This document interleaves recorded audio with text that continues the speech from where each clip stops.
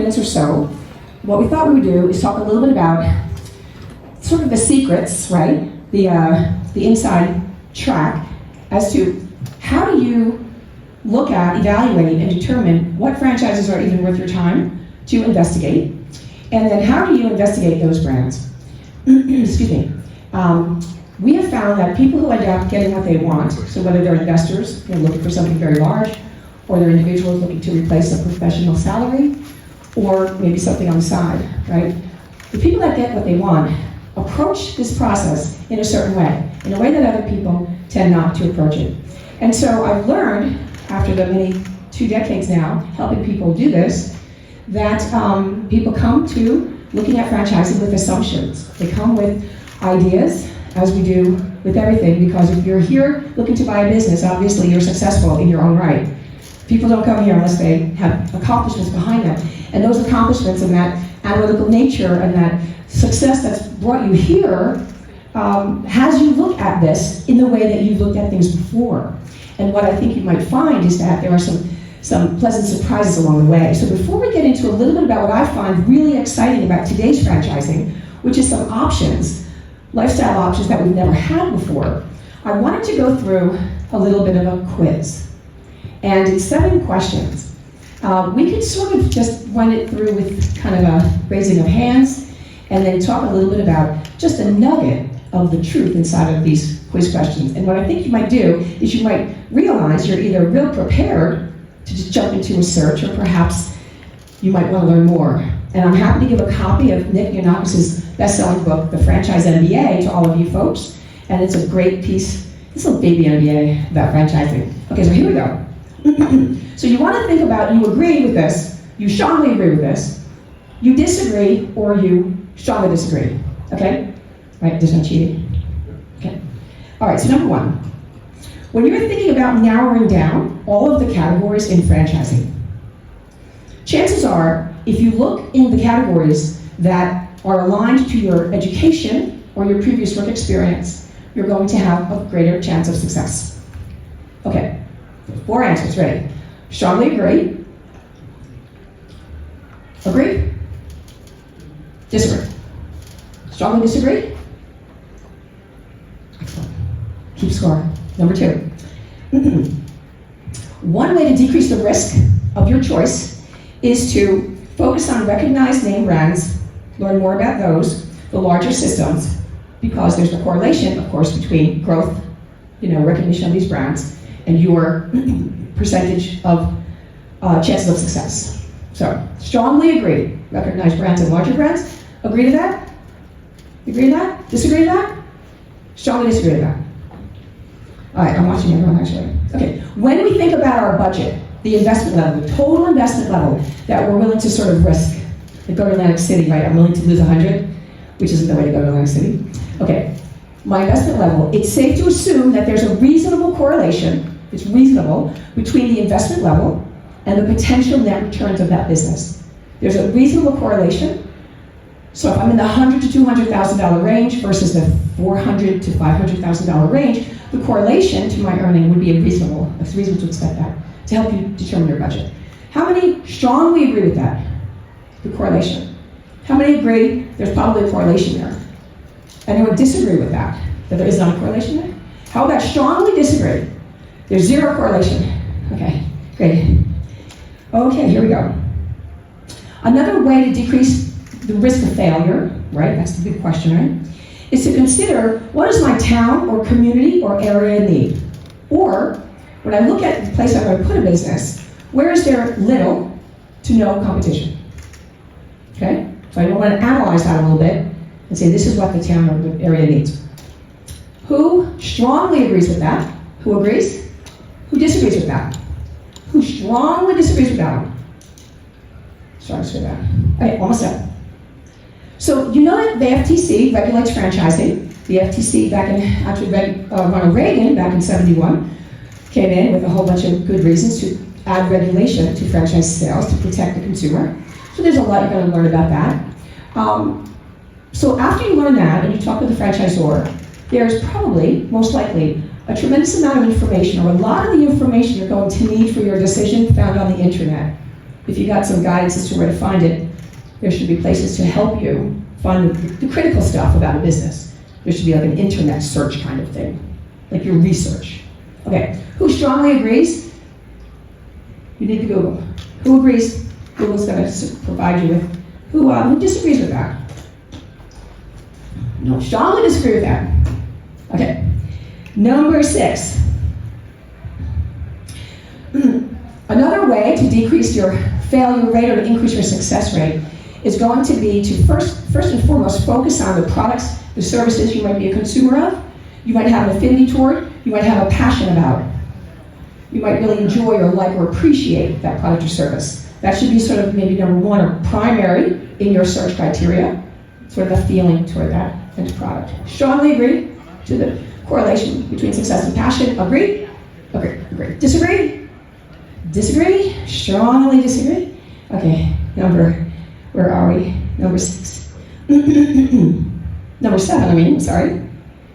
Okay, so if and when you have the goal, the main goal of ROI, make the most money I can, okay, it's safe to assume that you should be looking at franchise resales because they're cash flowing.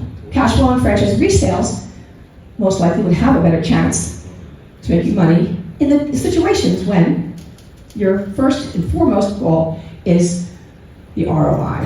Who strongly agrees with the idea of franchise resales? Strongly agree? Agree? You agree to that? Look there. Who disagrees with that? Strongly disagree, or you give up on the things? Which is it? Okay. So you had 7 questions. So in your head, you kind of have a sense, right, of where you're going to these statements. 100% of those questions are strongly disagree. Did anyone? I know you started at that. There's not a single truth in any of those 7 statements. Yet those are they tend to give rise to an attitude or to a disposition people come into this search with. And it's that kind of misunderstanding, which logical, everything's logical, that it doesn't hurt you. I don't think anyone's going to buy a Blockbuster tomorrow. I don't. You know what I'm saying? I really don't. So it's not that fear-mongering, but what it does is you miss the opportunities because you think you know. And in looking at a franchise, and I've been in the business since 1988, my opinion doesn't matter at all. So if my opinion, that's kind of a lot of years, a lot of brands and a lot of success and everything. If my opinion doesn't hold weight, yours doesn't either, right? So what is it? What isn't? What's the truth? There's a whole lot to learn, and the cool thing about doing a search and committing to a search is that you'll find it's a counterintuitive process. You'll be really surprised. So it's sort of this open-minded, you're not here to buy a business. You don't look at this and go, I'm going to buy that business. You're going to say to yourself, is this worth my time? And then you're going to spend 30, 60, 90 days going through a due diligence process. And so why have all this calculating going on right now? So I want to quickly, before I show you just a couple things, because I want to get through 2 parts of this, I want to go through and just tell you a nugget as to the truth, okay, in those 7 statements. Does that make sense? Would that be helpful? And this way you can sort of see the counterintuitiveness that you're going to be experiencing. Okay. So the number 1 thing is about my work experience and about the why wouldn't, I've been, whatever, a teacher, I've been from health services, right?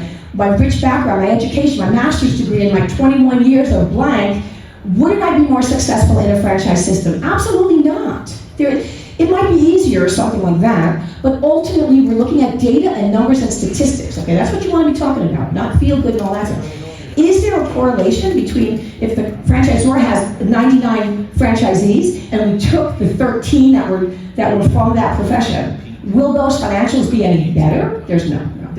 Why is that? Because a good franchisor has a significant, sophisticated training program, and you don't come to the business with that service, unless you're going to be the guy who's hammering the nails or making the donuts. You could make the donuts, that's different. But if you're investing and you're changing your life, these businesses don't need that, which is beautiful because you could recreate your entire life. Doctors can get into, art therapy or whatever it is, right? And kindergarten teachers, they could be in technologies and stuff like that. So it's all about learning about top performing franchisees and their background. You come to the experience with your, it's not like who you, look at it this way, it's not what you've done, it's who you are. You get that? It's not what you've done, it's who you are.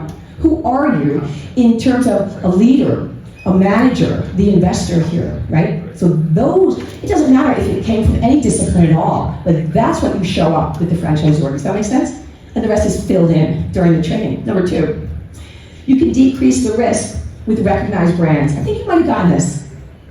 The fact that a brand is large is no indication that it's doing any better than a small one.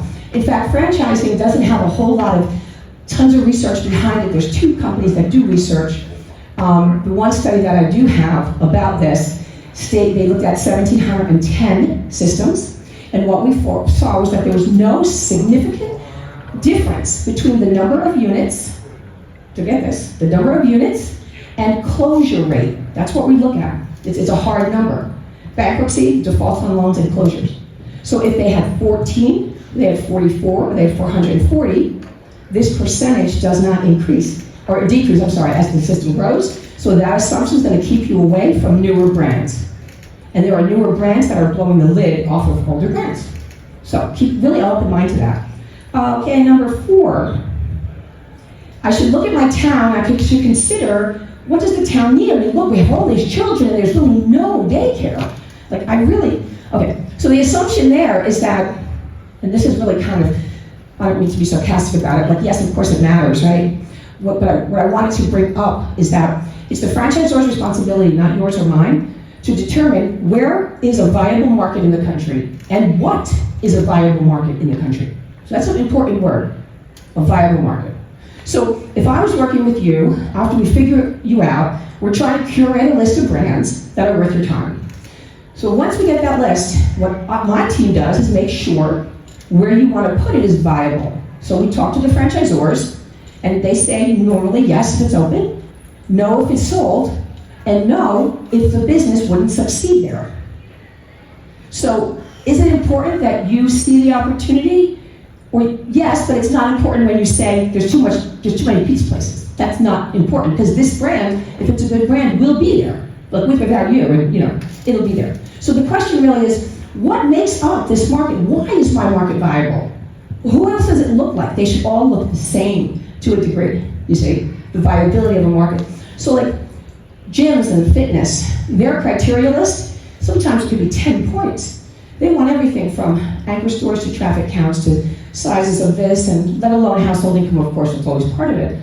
Whereas other brands, like a little coffee shop, they're not going to have 15 points to create a viable market, but you're going to learn about that. So you can feel comfortable that if they say it's available, if it's a good, solid organization, a good company, that is going to succeed there.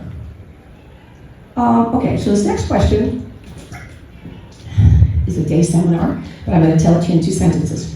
This regulation thing is really cool. You can learn about it easily on the internet, that there's some protections built into the discovery system, process for you.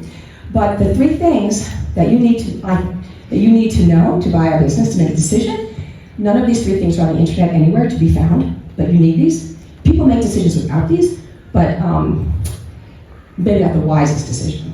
So the 3 things that, after talking to a lot of people, it's just obvious, common sense. How much money is really in this business? And when do I start making it? Really, really. What do I really do? What do I really do? These terms, semi-passive ownership and all that. What do I really do? How does owning this business affect my life, my lifestyle, right? Important. And number 3, frankly, are these people ethical? How do they problem solve? Is he a jerk? Is everything nickel and dime? What am I not hearing? Are there 22 franchisees pooling money to sue him in a year and a half?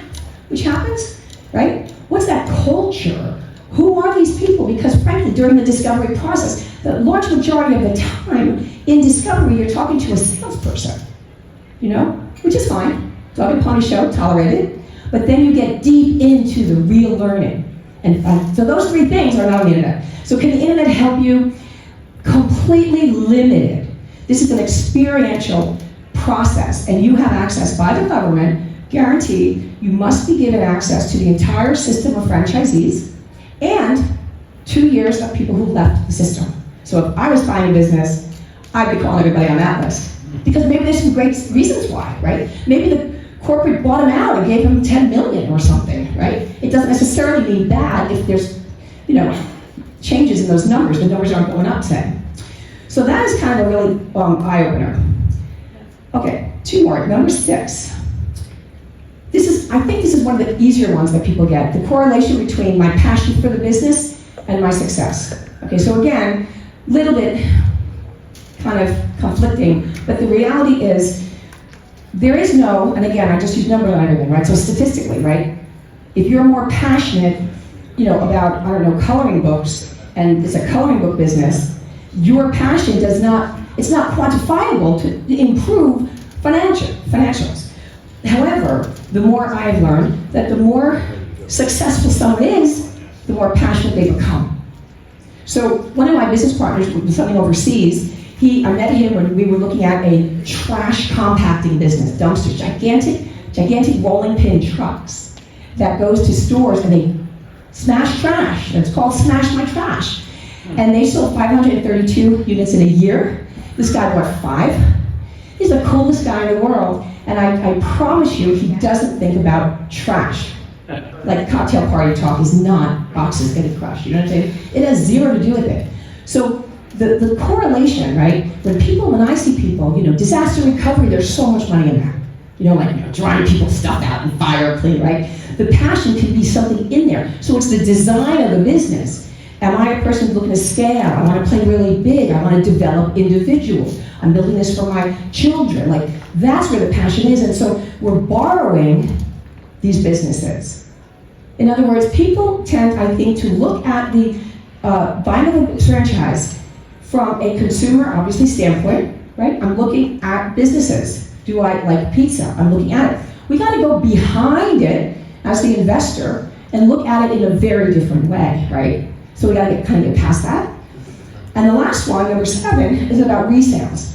Doesn't it make sense that if my main focus is my ROI, I should look for a cash flow business? Well, number 1, everyone's main focus is that. It's not like when I want to make the most money, I should do it differently. There is no other main focus, right? Where is this profitability? Can it do what I need it to do always? And I can tell you, one of the secrets to truly build wealth in franchise investing, and many, many people never leave. Once you start looking at this stuff, and you work with myself or people like me, there's a lot of us out there, thousands, you kind of stick around because it's so fun and exciting. But when you begin to think about what you need in a business, what you need, how much can I afford? How much does it have to make? Where is it located? What do I want to do? What don't I want to do? And what can't I do? What about the category? Is it on trend? What about competition, the franchisor? You're going to have, which is what we'll do, we define your kind of like criteria set. And then you say to someone, in the role of mine, you say, oh, by the way, go find that within five miles. Go find that within 5 miles, and I would like it to be existing, cash flowing with no problems. Like, I don't want to buy a problem, Well, then why is this guy selling it then, frankly? Because in a good franchise system, all of the franchisees that you become friends with, they know you're retiring and you're going to go to, Maui for the rest of your life. Like, they know, and your good business is going to get scooped up. So there's no logic. Now, could we add to your search? Hey, look, if there's this perfect, resale, the guy had no children, he had no friends, he was very dislikable, but he was rich and he did a great job, and corporate didn't really want it for some strange reason, and it's in my price range, it's making money, I love it, and it's literally a block and a half away, then we're going to look at that too. But in the last 2012 was the first time, full 2012 was the last time I put a guy in a resale. Everybody else is new build. Yes, sir. 2 minutes. 2 minutes, thanks. So the last thing I wanted to share with you is what I believe to be the most exciting. Back up to the 70s, franchising was convenience stores, right? Make the donuts, right? In other words, buy a job for yourself. No one wants that. So then around the 90s, 2000-ish, we started hearing semi-passive, manager, right? That's really popular now. Everyone's going to say that. They want to talk to you. They're not all built that way. And there's ways to determine that. And today, what we have On the left-hand side is the passive investor model. So if you're interested in this, it's attracting investors, private equity people, real estate, investors, people that say, okay, where else can I put my money, but I just don't want to work. So the passive investor model in franchising is just about 4 years old. Out of the 300 brands that we know, there's 5 that offer it. It's a very limited, but the way it works is you own that business 100%. And that semi-passive role, so imagine you had a business, you manage a manager, you work 10, 15 hours a week, that model which we have all day long. All you're going to do is outsource that, 10 to 15 hours a week, back to the franchisor for a little bit of a royalty. And now you're in a growing, strong franchise business that's building brand nationally, you're building it locally, equity, ride, and you're working as much or little as you want, half an hour a month, an hour a day, whatever you want in that business. So we have now passive investing options, limited, there's a net worth qualification. It's a very different game to play, but it's gigantic. We have active full-time and active part-time. And when you want to be an active owner, right? I can work 30, 40 hours a week. And again, you don't want to make the donuts. There's a lot of ways to use your skill set, but you don't have to ever do full-time. There's a lot of cool options. I'd be happy to talk with you and help you kind of just learn a little bit about those options. Because in my mind, as you're talking to these businesses, in my estimation, the model, my contribution of time, because this is all about lifestyle, right? It's increasing the quality of my life, right? Whatever that means to you. Freedom, security, opposites, but people want both. So there's a lot to learn. It's a fantastic time to be curious. So stay curious and have a great show. And I'll be following up with you guys after the show, and I'll be outside to chat. Thank you. Just take a couple questions and break. Oh, sure. Yeah, thank you, Bill. A couple of minutes for questions. We covered kind of a lot of stuff, so yes, sir. Do you mind giving us a couple of examples of the passive investing? A couple of examples. So passive investing started in the restaurant, business where the franchisor, who's the restaurant guy, would partner up with an operating entity, and it was like a 50-50 profit split. But people did it all day long, and now the very smart, seasoned franchisor groups that have incorporated it, it's in the pet care business. We have it in the medical space, medical and wellness, home services. Every category, has those. So it's not an example of like that business is that. It's more like, do you want to take a look at that? Because it really doesn't matter what that business is doing. If you like the business, then you look at the numbers. So we could find that across 6 or 7 categories today. One more question? Yes, sir. What was your name and your company's name? So my name, can I do it? That's good. Here, let me do that. Let's go to the end here. Master. So Mariel Miller, that's my name, and I'm with the Franchise Consulting Company and the Great American Franchise Expo. And if we scan you, I'll be sending you a couple of really important docs, and I can send you a copy of the Franchise MBA, which is an actual book in the mail, and it's an awesome read. And if we work together, I like my clients to be following along that book and learning the process of exploring these brands. Yep.